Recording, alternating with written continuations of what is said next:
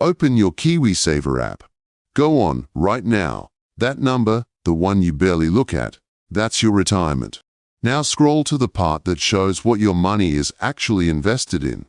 Because here is the thing, you didn't choose a single name on that list. And it is quietly buying the very companies that squeeze you everywhere else. You think KiwiSaver is your savings account, a safe little pile, growing in the corner, minding its own business. It isn't. It's a pipe. Every payday, a slice of your wage gets pulled out, pooled with 3.5 million other Kiwis, and pumped, mostly offshore, into the biggest corporations on earth. And a fee gets skimmed off the top every single year, whether your money grows or shrinks. Let me show you the size of it first, because the scale is the part nobody says out loud. As of March 2025, KiwiSaver holds about $123 billion. 3.4 million of us are in it. That is most of the working country. It is, quietly, one of the largest pools of money in New Zealand. And the overwhelming majority of it is not invested here, it is invested over there. Here is why. Most Kiwis are in a default, balanced or growth fund, and those funds don't really pick anything. They track the global share market.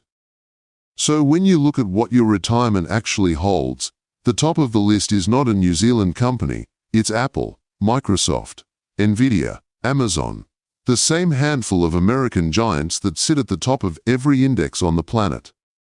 One large growth fund, at the end of last year, was around 58% international shares and only about 15% Australasian. Your retirement, in other words, is a tiny shareholding in Silicon Valley, and you never signed up for that. You ticked yes to KiwiSaver at a new job, got dropped into a default fund the government picked for you, and never looked again. And it doesn't stop at tech. Because when you own the whole global market, you own all of it, the good and the ugly. Right now, New Zealanders' KiwiSaver money has something like $5 billion sitting in fossil fuel companies, including ones still expanding their drilling. Close to $400 million sits in weapons makers, the same defense giants that turn a war into a dividend. Now think about what that means if you've watched anything else on this channel. The Australian banks that squeeze your mortgage, you own a slice of them. The oil majors that set the price at your pump, you own them too.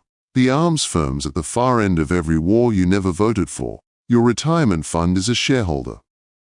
The machine doesn't just take your money at the bank and at the Bowser. It hands you a small piece of that same machine, calls it your nest egg, and charges you a fee to hold it. And here is the part that should make you laugh, or maybe swear. Several of the biggest KiwiSaver schemes are run by those same Australian-owned banks, ANZ, ASB, Westpac. So the bank takes its cut of your mortgage, takes its cut of your everyday account, and then takes a management fee to invest your retirement straight back into companies like itself.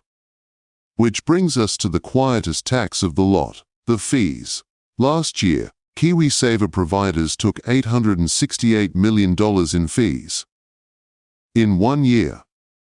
That is up 10%, and it has almost nothing to do with how well your money did. Scheme-wide, the average is about 0.7% of your balance a year. The default funds are cheaper, around 0.5%. Plenty of active funds charge a good deal more. 0.5% sounds like a rounding error. It is not. On a balance you feed for a 40-year working life, a fee like that quietly eats tens of thousands of dollars off the number you finally retire on. And you pay it in the years your fund goes up, and in the years it goes down. The fund manager has a good year either way, so why does almost nobody change it? Because the whole system runs on you not looking. You were auto-enrolled. You were defaulted into a fund someone else chose. And the evidence is blunt. Most people never switch, never compare, never check what they are holding. When researchers gave people the smallest nudge to look, they were far more likely to move out of the default, which tells you the only thing keeping them there was that nobody ever prompted them. That is the secret. It was never locked in a vault. It is hidden in plain sight, on a screen in your pocket, behind the fact that opening that app always feels like a chore for later. And while the fees roll on, look at who is pulling money out. Hardship withdrawals jumped more than 50% in a single year. Over $400 million yanked out early by Kiwis who couldn't make rent or cover the groceries. People draining their own retirement just to survive the cost of living, while the fee on everyone else's balance ticks over, untouched, automatic. Now I have to be honest, because this channel only works if I am.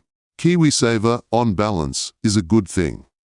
The employer contribution and the government top-up are close to free money. Compounding over decades is real and it is powerful. I am not telling you to opt out. Opting out would be a mistake. The point is narrower, and it is this. It is your money, and almost none of you are choosing what it does. You are not choosing the fund. You are not choosing the fee. You are not choosing whether your retirement bankrolls, fossil fuels, or weapons, or the very bank that owns your mortgage. Inertia is choosing all of it for you. And inertia is exactly what the people earning $800 million a year in fees are counting on. So here is the whole thing in one move. Open the app you opened at the start of this video. Find the page that says Top Holdings, or what you're invested in. Read it. Then find the fee. Then ask yourself one question. If someone had handed you that list on day one and asked you to sign it, would you have? Because the secret your provider is quietly hoping you never check isn't complicated.